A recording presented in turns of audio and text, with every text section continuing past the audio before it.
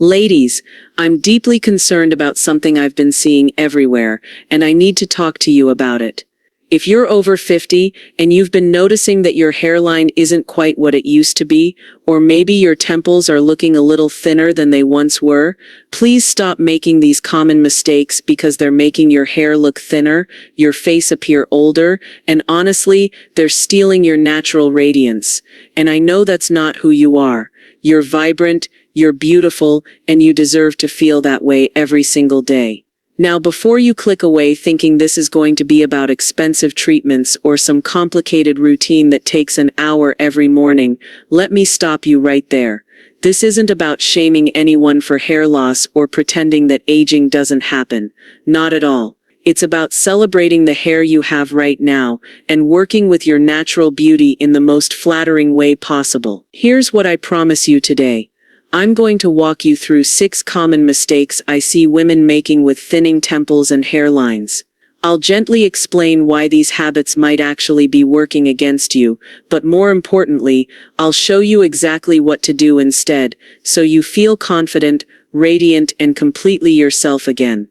We're going to cover the styling mistakes that actually emphasize thinning instead of minimizing it, the product errors that weigh your hair down when you're trying to create volume, and the harsh truth about some popular solutions that might actually be making things worse. We'll also talk about length, texture, color, and some beautiful techniques that can completely transform how you feel about your hair. So grab a cup of tea, get comfortable, and stay with me because just a few simple changes might be all it takes to transform how you feel about your hair and yourself.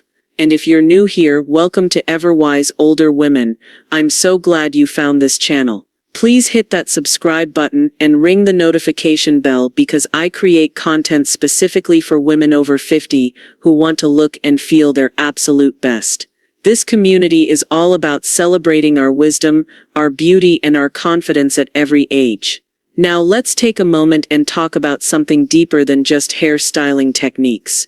I want to talk about how our hair influences our confidence and our self-image, because understanding this is going to change everything about how you approach your hair routine. As we get older, we start to notice changes.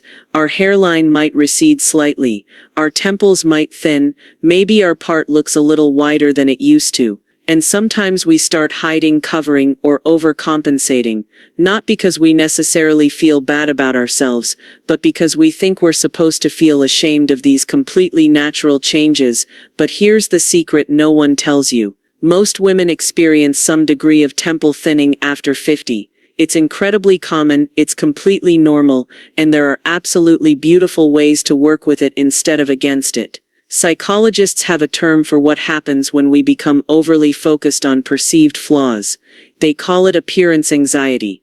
It's when we focus so much on what we think is wrong that we actually make those areas more noticeable through our styling choices.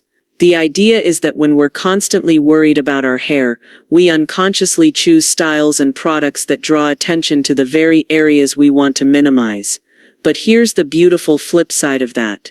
When you learn to style with confidence and knowledge, when you understand what actually works for your hair type and your face shape, you naturally highlight your best features. That confidence and self-acceptance shines brighter than any perfect hairline ever could. I want you to hear this clearly. You are not invisible, and you deserve to feel beautiful exactly at 50, 60, 70, and beyond. You've earned the right to experiment, to try new things, and to celebrate your evolving beauty. And the good news? You don't need expensive treatments or dramatic changes, you just need the right knowledge, and that's exactly what we're going to cover today. So let's dive into these 6 mistakes, and I want you to know that if you're making any of these, you're in good company. I've made some of these mistakes myself, and I see them everywhere because they come from a place of love and wanting to look our best. Let's talk about the first mistake I see everywhere, and I say this with so much love. It's the severe dramatic side part. Now, I completely understand why we do this. As our hairline changes, many of us think, well, I'll just sweep everything to one side to cover the thin spots. It feels logical, right? More hair on one side should cover the areas with less hair. But here's what that severe side part is actually doing. It's creating a stark contrast between the full side and the thin side. It's emphasizing the difference between thick and thin areas rather than blending them. And it's making your face look unbalanced, which can actually age you more than the thinning hair itself. I'm talking about parts that go way over to one side, like dramatic comb-overs that would make your husband jealous. I'm talking about trying to pull hair from the back of your head all the way to the front to cover your temples. I'm talking about parts that are so severe they create this heavy curtain of hair on one side and leave the other side looking sparse. Here's what you want to try instead. A softer, more centered approach. Instead of that dramatic side part, try a gentle off-center part, maybe about an inch from center. Think gentle sweep, not dramatic cover-up. You want soft face-framing layers that gradually blow and create movement rather than this heavy, obvious curtain. The goal is to create balance and flow, not to hide and cover. When you create that gentle movement and soft framing, you're actually drawing attention to your beautiful eyes and cheekbones rather than to your hairline. Now let's talk about mistake number 2, and this one breaks my heart because I know exactly why we do it. It's using heavy, weighing products to try to make our hair look thicker. When we see thinning, our instinct is to add more. More product, more moisture, more weight. We think if we can just make each individual strand look fuller, we'll create the illusion of thicker hair overall. But heavy products are doing the exact opposite of what you want. They're flattening your hair to your scalp, which makes thin areas more obvious, not less. They're eliminating any natural volume you have, and they're weighing down the hair you do have so it can't create that beautiful lift and movement that actually makes hair look fuller.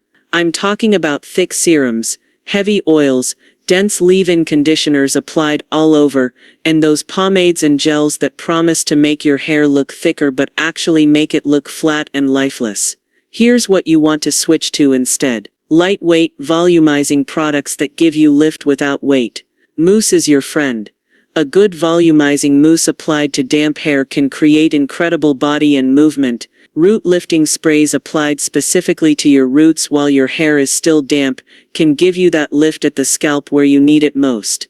The goal is lift and movement, not weight and density. Think of your hair like a souffle.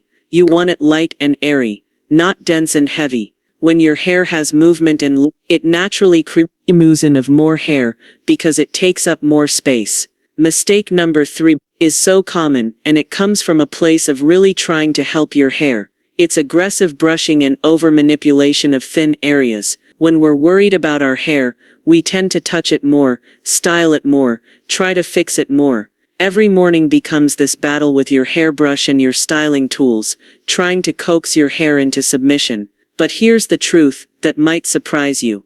Aggressive brushing is actually breaking the delicate hair you do have.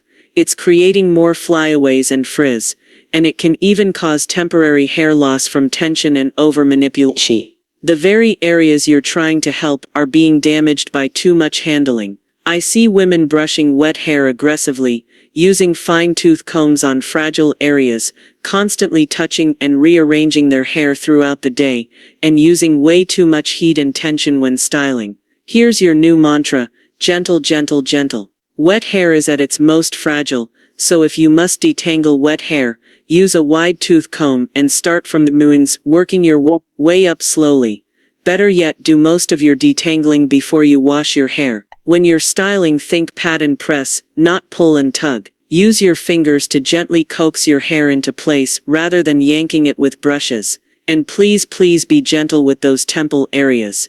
They need your love and care, not your frustration. Now let's talk about mistake number 4, and this might surprise you. It's keeping your hair too long in an attempt to have more hair to work with. I completely understand this logic. When you're already losing some hair, cutting it feels counterintuitive. We think longer hair means more coverage, more options, more to work with.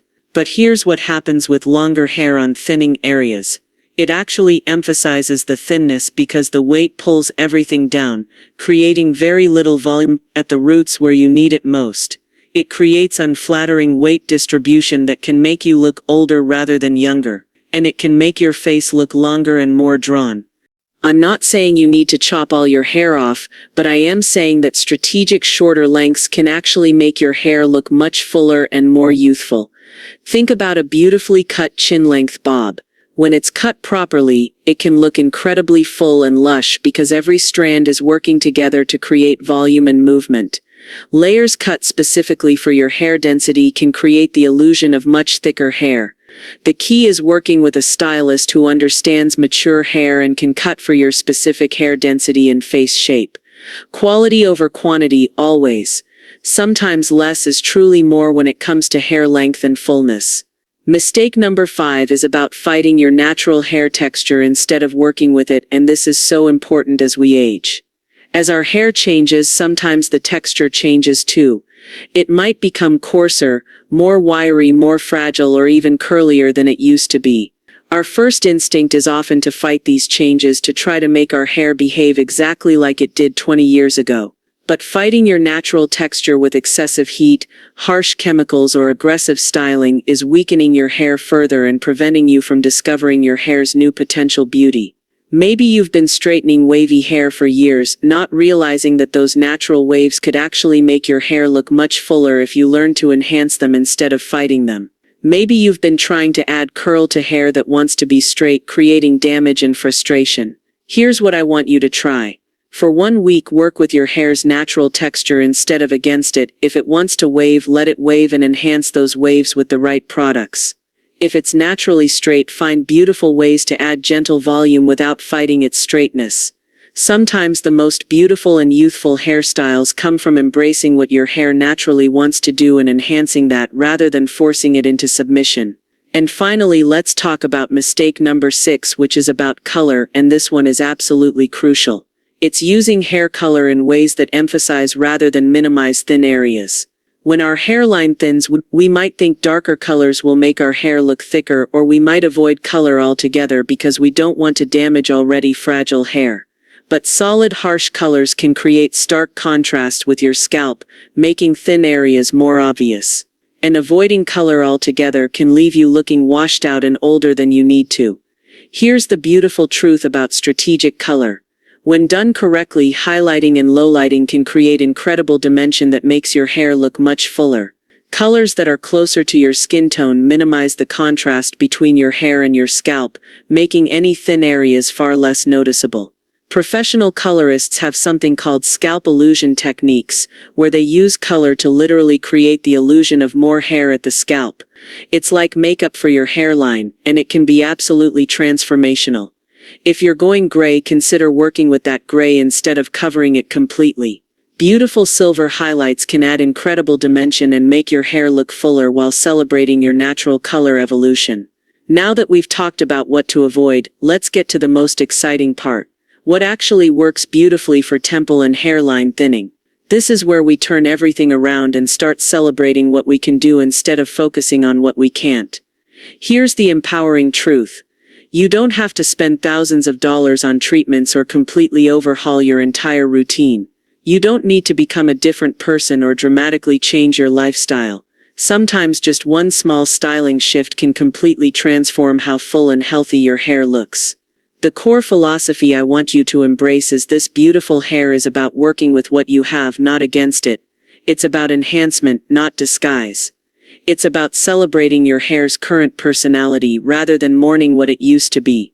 Let me give you 7 specific techniques that can make an immediate difference starting today. First, master the gentle lift. When you're blow drying your hair, use a round brush to lift your hair up and away from the roots. Don't brush down toward your scalp, brush up and away. This creates volume at the roots where thinning is most noticeable. Even just 30 seconds of lifting at the crown and temples can make a dramatic difference. Second, strategic product placement. This is so important. Apply your volumizing products only to your roots and mid-lengths, never to your ends. Your ends don't need volume, they need moisture. Apply moisturizing products only to your mid-lengths and ends, never to your roots. Your roots need lift, not weight. Third, try the scrunching technique. While your hair is still damp, gently scrunch it upward with your hands, almost like you're trying to push volume into it. This encourages your hair's natural texture and creates body from the inside out. Fourth, consider face framing highlights. Adding lighter pieces around your face creates the illusion of fullness and draws attention to your beautiful features rather than to your hairline. These don't have to be dramatic, even subtle highlights can make a big difference. Fifth, try the flip and dry method. For the first few minutes of blow drying, flip your head upside down. This allows gravity to work with you instead of against you, creating lift at the roots that can last all day. Sixth, experiment with textural sprays. Sea salt sprays or texturizing sprays can give your hair grip and movement, making it look and feel fuller. These work especially well on fine hair that tends to lie flat. And seventh, don't underestimate the power of strategic accessories. A beautiful headband, a soft scarf, or even strategically placed bobby pins can frame your face beautifully while adding visual interest that draws attention away from any areas you're concerned about. Now, here's what I really want you to understand about confidence and hair. When you stop fighting your hair and start celebrating it, something magical happens. When you approach your styling routine from a place of love and acceptance rather than frustration and disappointment, that energy shows. That confidence and self-acceptance shines brighter than any perfect hairline ever could. You start to see yourself as others see you, beautiful, wise, accomplished, and completely worthy of feeling gorgeous exactly as you are. I also want to encourage you to seek additional support when you need it. Consider finding a stylist who specializes in mature hair. They understand these challenges in ways that younger stylists might not. They know the techniques, the products, and the cuts that work best for changing hair. Don't be afraid to ask questions at your salon.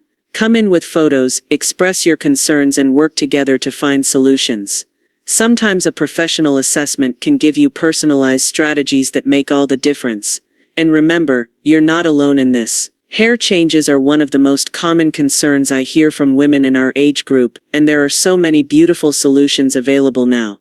Let me also talk about the importance of patience and gentleness with yourself during this process. If you've been making some of these mistakes for months or years, your hair might need some time to recover and respond to better treatment. Be patient with yourself and with your hair. Sometimes it takes a few weeks to see the full benefits of gentler handling and better products. Sometimes it takes a few tries to find the right stylist or the right techniques for your specific hair type. That's completely normal, and nothing to be discouraged about. What matters is that you're approaching this from a place of self-care and self-love rather than self-criticism. You're learning and growing and taking better care of yourself, and that's always something to celebrate. I also want to address something that might be on your mind. You might be wondering about more dramatic solutions like hair extensions, hair pieces, or medical treatments. And while those can absolutely be valid options for some women, I want you to know that they're not necessary for most of us to feel beautiful and confident. Often, the techniques we've talked about today, combined with a great cut and color, can make such a dramatic difference that more invasive options become unnecessary. Start with these gentler approaches and see how you feel. You might be amazed at what's possible with just better technique and the right products. And here's something else that's important. Your worth, your beauty, and your value as a woman have absolutely nothing to do with the thickness of your hairline. I know our culture sends different messages, but I want you to hear this clearly. You are beautiful and worthy exactly as you are, hair changes and all. These techniques and tips aren't about becoming someone different or hiding who you are. They're about celebrating who you are and presenting yourself in the most flattering way possible. There's a big difference between enhancement and disguise, and everything we've talked about today is about enhancement.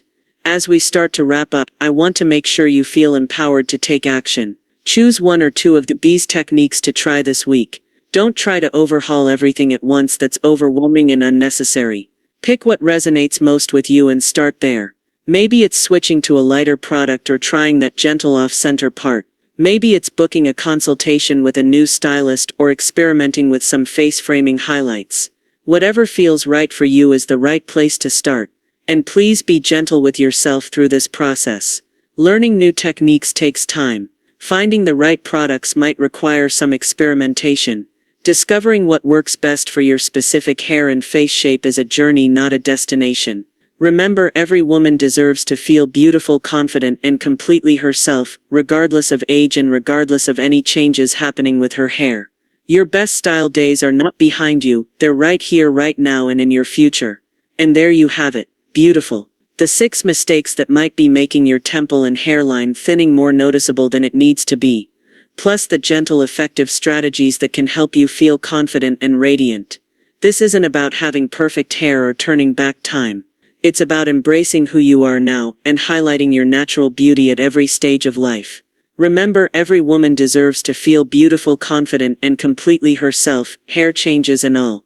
If you found this video helpful, please give it a thumbs up. It really helps other women find this content, and I want every woman over 50 to have access to these tips and techniques. Don't forget to subscribe to EverWise Older Women and hit that notification bell so you never miss content designed specifically for women over 50. I'm here to help you navigate beauty, style, and confidence at every age, and this community is such a beautiful place of support and encouragement. Now I want to hear from you. Which mistake surprised you the most? Were you making any of these without realizing it? What styling technique are you most excited to try first? Drop a comment below, and let's start a conversation. I read every single comment, and I love hearing from this amazing community of wise, beautiful women. Thank you so much for spending these 40 minutes with me today. It means the world to me that you chose to be here, that you're investing in yourself, and that you're part of this incredible community of women who are committed to looking and feeling their best at every age. You're beautiful, you're wise, and your most confident days are still ahead of you. I truly believe that, and I hope you're starting to believe it too. I'll see you in the next video, where we'll continue celebrating the beauty of being an EverWise woman. Until then, be gentle with yourself, be patient with your hair, and remember that you are absolutely gorgeous exactly as you are.